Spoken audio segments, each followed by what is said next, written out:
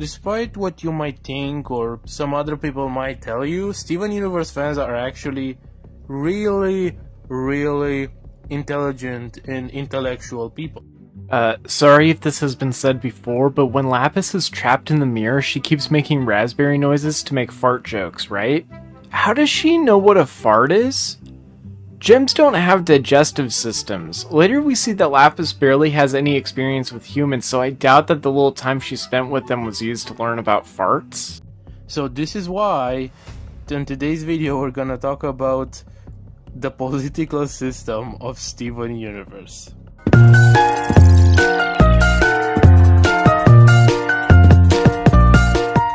Hi, I'm Saturnine, and I'm your new best friend. Come in, sit down, make yourself comfortable. Welcome. I'd like to debate Steven Universe with you. I can't say that with a straight face.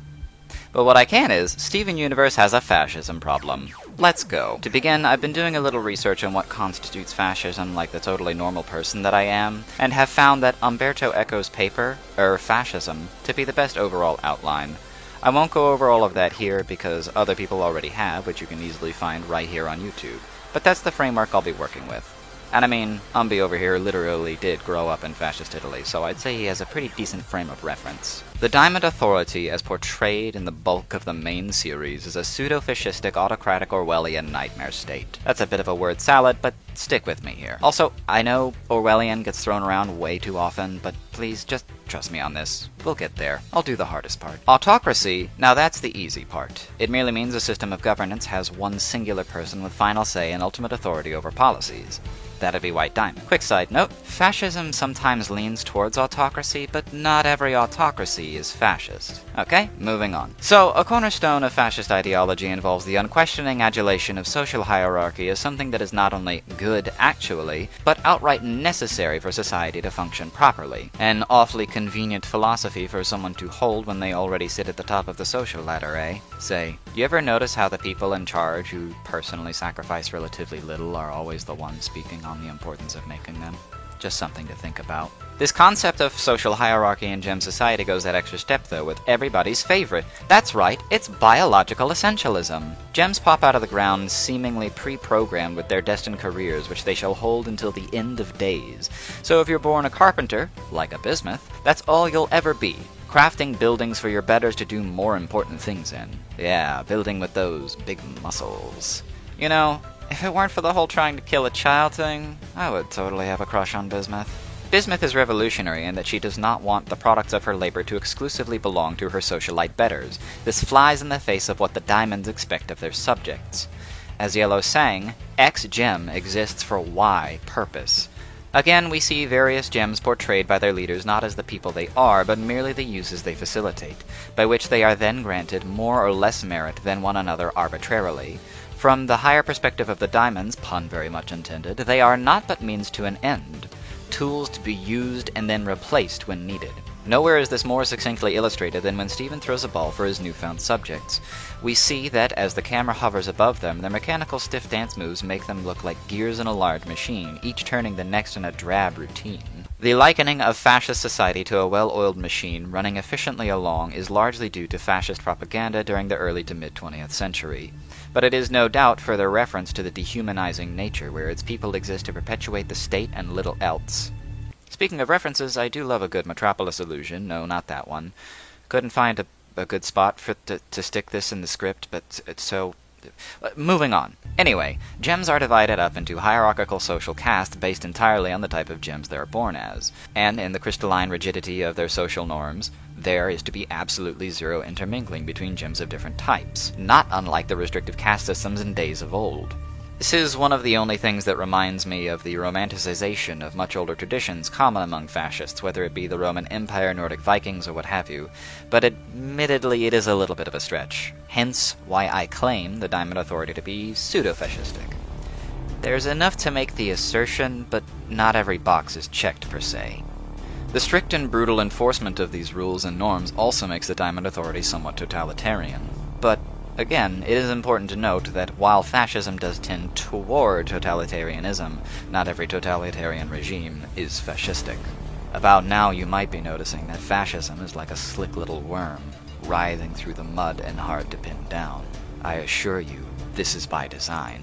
After all, if you only have the most nebulous ways to describe a wolf, what are you to shout when one comes eyeing your flock? Some of this romanticizing of the past does come up elsewhere, though, in the form of the clear neoclassicalism and Art Deco inspirations applied to gem society's architecture. Also, when R. Peridot laments that Era 2 gems aren't as impressive as Era 1 gems. Also prevalent in fascist is the adulation of physical prowess and might. This is exemplified by Aquamarine, but even more so with Jasper.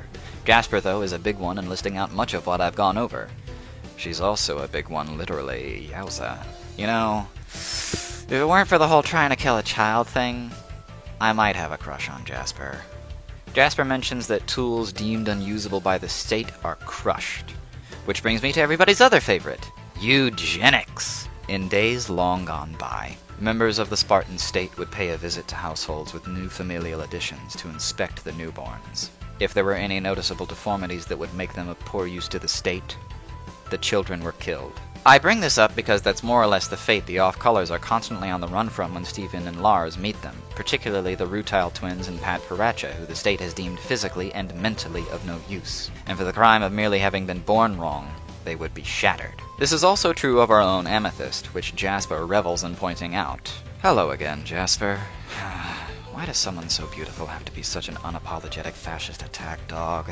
Amethyst was born shorter than your average quartz-type gem, and much like the off-colors would have been shattered if Homeworld gems had found her like that, simply because she would be marginally less useful in theory than a quartz without dwarfism. Speaking of shattering, though, it's time for my favorite world-building topic in Steven Universe. Existential horror! Shattering is the closest thing to death for gemkind that we've seen in the entire series. But here's the thing. It sort of isn't also? Question mark? Maybe don't put it in the part where I say question mark, that sounded lame. The shards form parts of the body that would have made up the whole. They seem to move of their own accord, always reaching out, grasping for something. We can only presume that they aim to seek out their missing pieces, to be whole again. This existence sounds like limbo. You will always be reaching out for something that isn't there. You will never grasp it, and you will never understand why. Such is fate under the Diamond Authority if you act above your station or cease to be useful to the Imperial engine. Well, that or straight up reprogramming. See? I told you we'd hit that Orwellian threshold. In the Steven Universe movie, we are introduced to another tool of Imperial maintenance, the Rejuvenator, with its misleadingly delightful name. When Spinel swipes the crystal gems with it, they are, for lack of better terms, factory reset. Local weapons expert Bismuth explains how Rejuvenators work, and how they were used by the Empire, all while sporting a cute new set of overalls to boot. Still not over that trying to kill a child thing, though. Just saying. From this we can glean that she's likely referring to gems having their minds wiped clean as fresh slate, likely when they began to question why their society is structured the way it is. All your friendships, memories, experiences, lost, to keep you turning in place like a good little cog. The rule of diamonds is absolute. Dissidence is crushed or erased. Deviation is destroyed. All in the name of White Diamond's perfect, unquestionable will. Do you remember the first time you watched Keeping It Together? The unethical experiments Garnet unearthed. Fusion by geopressure. To hopefully make something functional out of their broken foes. And instead we get confused random limbs attached to each other, stretching out in different directions. When the biggest one of them emerges, we can briefly see the silhouettes of the separate gems they used to be, waking up only to scream in agony, all in unison, as though either recalling their last moments before being cut down in battle while fighting for their freedom, or in the fleeting understanding of their newfound wretched existence that should never have been. I think about that scene a lot sometimes. Despite the uselessness of the geofusions, there is one purpose Yellow Diamond still has for the grandest cluster of them all, the complete and total destruction of Earth. When our Peridot tries to reason with her, Yellow's true colors come out with a reckoning. And I don't just mean Yellow, because she's yellow. Yellow diamond, yellow, yellow. You cut this whole bit. This is fucking stupid. Brian, I need you to fucking shoot me. She no longer cares what use Earth could still pose. It is the greatest embarrassment of her career, as she would later openly admit in Legs from Here to Homeworld.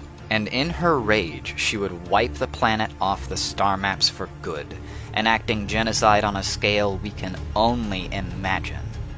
And in the face of a contrary view, she doesn't give this a second thought. Why would she? As a diamond, she knows better than some random Peridot. As a diamond, she is leagues more important than the entirety of some primitive race that only recently discovered radio waves. So here's my question to you. The Diamond Authority have ruled for unknown millennia. How many more clusters worth of broken gem shards do you think they've created and disposed of? How many primitive bioraces do you think they've completely eradicated in their search of new territory? The pieces are starting to come together. There are dozens of episodes building up piles, mountains even, of humanitarian crimes and outright corpses we could throw at White Diamond's perfectly pedicured feet. Wait, what? Why did they look like... who drew this? Rebecca? Rebecca, is this a thing? Do we need to talk? I swear to God! I just want it to be funny. Make it funny! Brian, slap the editing key, push the funny button. Contrariwise, the number of episodes dedicated to redeeming the diamonds amounts to about 5. The ratio isn't even my real problem here, though it is alarming how many stories I've seen this decade where the writers seem to think that 5% of the narrative right at the end is all that's necessary for genocidal and or pseudo-fascistic sociopaths to have earned a second chance. It's not impossible to write a story in which you redeem fascists, but the real kicker is the Diamond's only show of remorse that we get to see play out on screen is centered entirely on how bad they themselves feel, and only because Pink Diamond, one of their own, is gone. In fact, the only reason the Diamonds listen to Steven in the first place is because he's one of them. Now look, I believe in giving credit where it's due. I think this works really well on a metaphorical level where the Diamonds represent abusive, toxic parental figures, and an ending where their proverbial grandson shows up, gets similar treatment to his mother, and throws it back in their face to make them understand that this is what drove her away to die on some random planet in the vast expanse of space, almost entirely out of spite. It's poetic, it's poignant, it's perfect. Sadly, this is not merely a meta-text. There is still a very literal foretext to read here, and the literal text is such that, while the Diamonds may have brought their empire to a close, only at the behest of one of their own, mind you, we never once see them showing an ounce of remorse for the pain and destruction and misery they've knowingly caused for others and thought nothing of. We only see how sad they make each other. And then, if anything, they seem to show a certain level of begrudging spite for having to play nice, most notable in the way White groans at the notion of having to treat lower life forms with basic respect and decency. I actually disagree. I think the fact that they are the way they are makes a lot of sense, and it's exactly how it would be. People don't just change their mind immediately, especially in cases like these. So Steven didn't really change their minds that much. To some extent, sure, but not completely.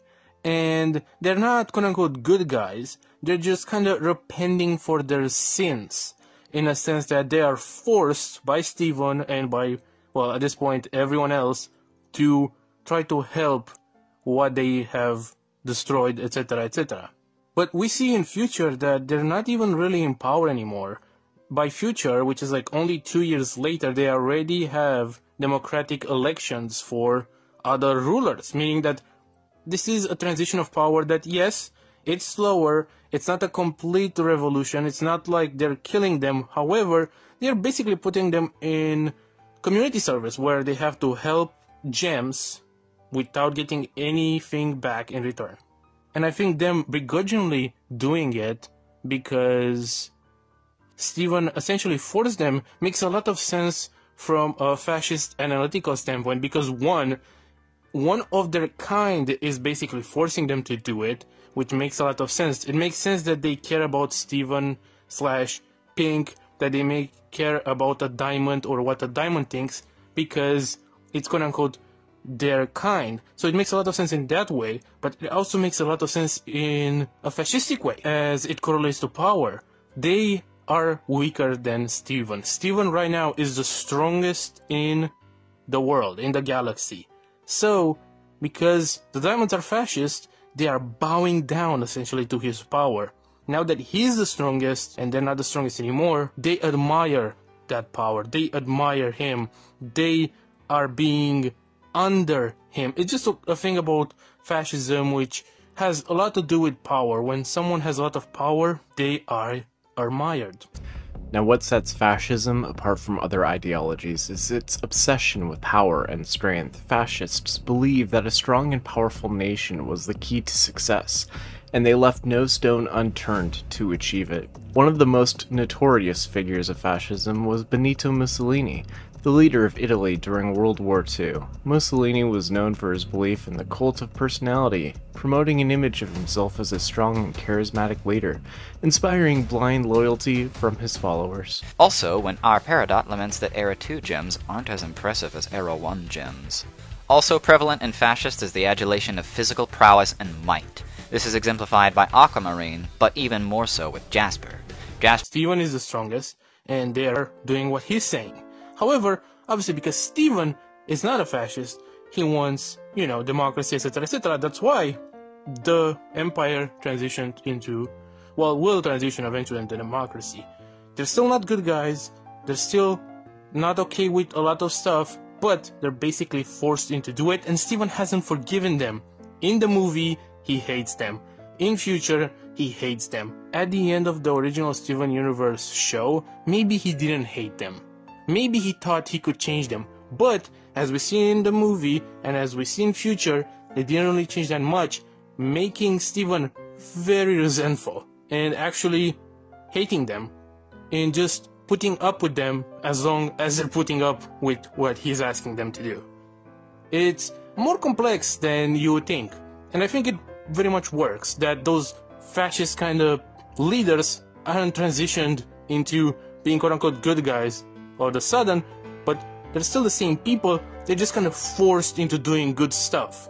Not to mention that Steven being able to understand people, and even people being able to understand him on a deeper level, actually makes sense, giving it's not normal, okay? When Steven uses his powers and uses his ability to talk and understand and etc., this is not just a thing that any kid could do, it's a thing specifically that Steven can do that helps him in those situation. That brings us to Steven's greatest power. If you don't mind this quick aside, there is a Marvel character known as Squirrel Girl, who's often categorized as unbeatable. The Marvel website lists her stats as all at the highest level, having defeated Thanos, Galactus, Doctor Doom on multiple occasions by herself. The main issue here is that she's not stronger than the Hulk in the physical sense. She's not faster than Quicksilver. She's not especially better than anyone at anything except for one thing. It was in issue 29 of Unbeatable Squirrel Girl where the Silver Surfer tells her that she is a cosmic level empath, and that she alone can create peace between 7 or 8 warring factions of interplanetary groups. Silver Surfer can make these claims, but I think this applies to our boy Steven as well. Steven Universe's greatest power is most commonly called Talk no Jutsu, and it's the ability to talk to his enemies in ways that open discussion and in ways that can understand. That's how you can be strong in the real world. Is all of this to say that I hate Steven Universe and I'm glad it's on the way out to make more room for everybody's favorite Teen Titans Go? Hang on. I just thought of putting a gag here, but I actually don't know enough about Teen Titans Go to reference a gag from it. Didn't they sing about waffles or some shit? I don't know. I think Steven Universe is at its best when giving its characters room to breathe. There's so much texture to their personalities and a wealth of complicated, messy history. They're often very compelling, or touching. Some have even made me cry. Watch, I'll prove it right now. Okay, I've watched this scene 3 times already, so I'm not actually gonna literally cry on demand here, but just, I did cry at the time. Just, really, I did. I'm emotional, I have feelings. Sarah Styles did really good, okay? What do you want from me? Don't at me. One of the ones that sticks out to me is, the bit with Centipedal and the crayons. I actually had a part on that in I don't even remember the name of the episode off the top of my head anymore. I literally looked at this clip earlier and I can't remember it. I had it in the script earlier, though, but it felt a little bit redundant with certain other parts, so I cut that bit out. But that is definitely one of my favorite scenes, question mark. It's very emotionally cathartic, like when it slowly clicks, like when you realize that this Nephrite has pieced it together that her leaders sacrificed her. You know, like, imagine, like, being scared and alone for all this time and realizing that the people you fought for are the ones that, like, did this to you, and that your suffering is directly their, like, fault, and, like, how depressing that is. And those first few teardrops that, like, land on top of the white crayon. Anyways, I don't mean to sound so mean. I do like this show. I just wish that certain parts of it were better, that's all. Let's talk about work, a topic that's only marginally more fun than fascism. Oh, brother, this guy stinks! So, quick question for you. If the workers go back to largely the same jobs post-revolution, then has anything of substance really changed in their lives? Future touches on this topic, primarily in guidance and just a little bit with Why So Blue as well. And the answer may surprise you. Let's go. Also, I hope you didn't like the Ransona bit, because he's dead. That character's dead, okay? We're not doing that bit again. It was dumb. I didn't...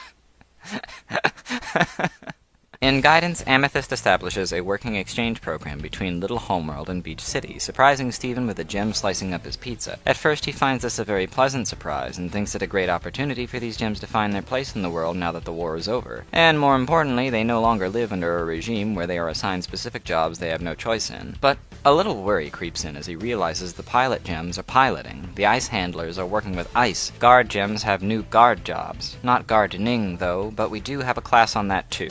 Thanks, Peridot. Something funny is going on here. The workers are doing largely the same jobs they were doing when they had to. You know. Or else. Though I have to admit, establishing this with Steven pointing it out and Amethyst denying it, only for a passing Ruby to confirm it, that was pretty funny. So, Steven insists that if they're doing the same stuff, nothing much must have changed for them, and takes it upon himself to reassign them all to different jobs, without really consulting them or giving them a lick of training. To quote Sapphire, I think hijinks will ensue. So after dealing with the inevitability of hilarious untrained disasters and misinterpretations of how these things work, Amethyst sits down with Steven to explain to him that, derivative as it may seem, these are the jobs the exchange gems chose to do. But Larimar still shows us that a little nudge outside of one's comfort zone can lead to new self-discovery, though.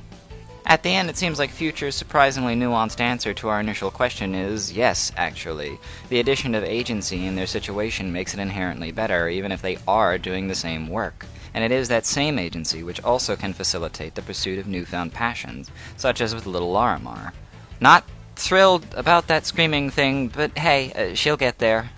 So, a pretty thorough take on the subject, but the follow-up question then becomes, well, what if that work is destructive? In Why So Blue, we find a pair of lapis lazulis who were in the middle of a terraforming job when the Empire got a little bit dismantled. Normally, this wouldn't be such a big deal. Two blue gals slinging around huge slabs of rock and stone, what could be better?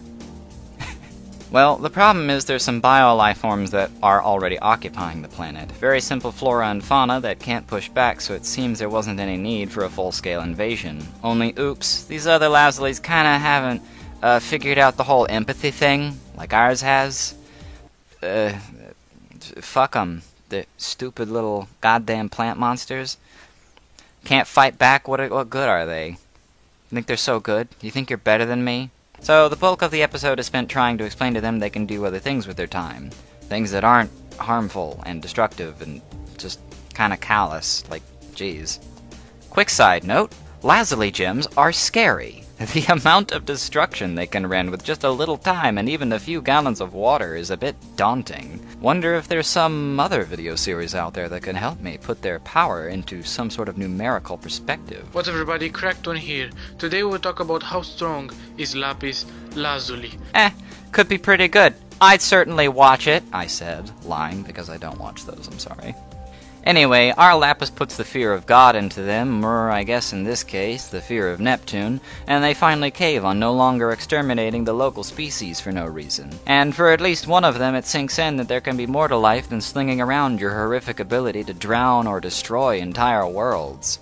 So, if the job a totalitarian regime assigned you is destructive, snuffs out life, and obviously more importantly than those other two things, is no longer a societal need, Future says that such a job needn't stay available, even if it is the one a person might choose given the extra agency to do so. I have to admit, I don't always see eye-to-eye Jim with the Crooniverse's take on broader concepts like this. Retaliatory violence is not the same as oppressive violence. First of all, it absolutely can be the same. However, that's not why Bismuth was in the wrong. The reason Bismuth was wrong is because not only was she trying to kill those who were on the side of the Gem Empire, she was also trying to kill anyone, even within her own movement, even within the rebellion, who disagreed with her methods. That goes beyond retaliatory violence. That is just killing whoever disagrees with you, and that's why Bismuth was in the wrong. And, you know, she attacked Steven simply for disagreeing on what the method should be. Not only that, but it's also implied she tried to kill Rose, even though Rose was the leader, the quote-unquote liberator of her, and etc., right? And we know why Rose didn't want the diamonds to be killed, because obviously, right, at least on her side, it would have been pretty bad. But the fact that Bismuth first thought of it was, okay, then I'm gonna attack you and I'm gonna kill you.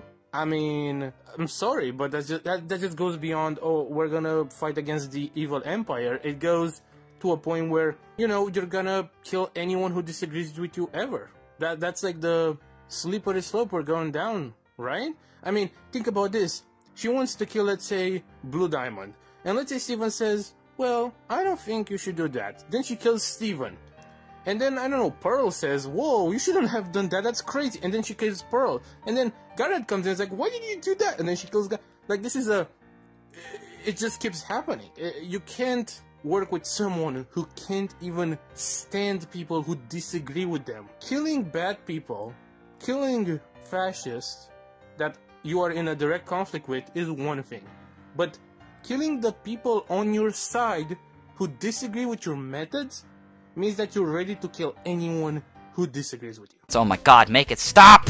But this is a pretty good examination of a scenario that most fiction doesn't even touch. Usually the bad rulers are deposed and we're told everything is better now, the end. So it's a nice surprise to see this aspect of anti-authoritarian fiction explored, and fairly well at that. See? I don't hate this show. Only the parts of it that are bad. Guess you know what that means. You're up next, Pearl. Guess that means I have to talk about Pearl next. No, I'm kidding. I'm not gonna do a fucking essay on why Pearl is bad. That's because you can't.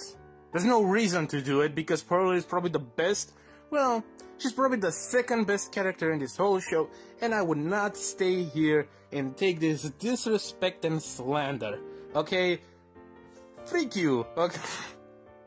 I just made a video about why Pearl is actually a great, well, I made a video about the episode, Rose's Scabbard, and why it's probably one of the best episodes of the show. But Pearl is absolutely amazing, and she's a great character, the second best, as I said.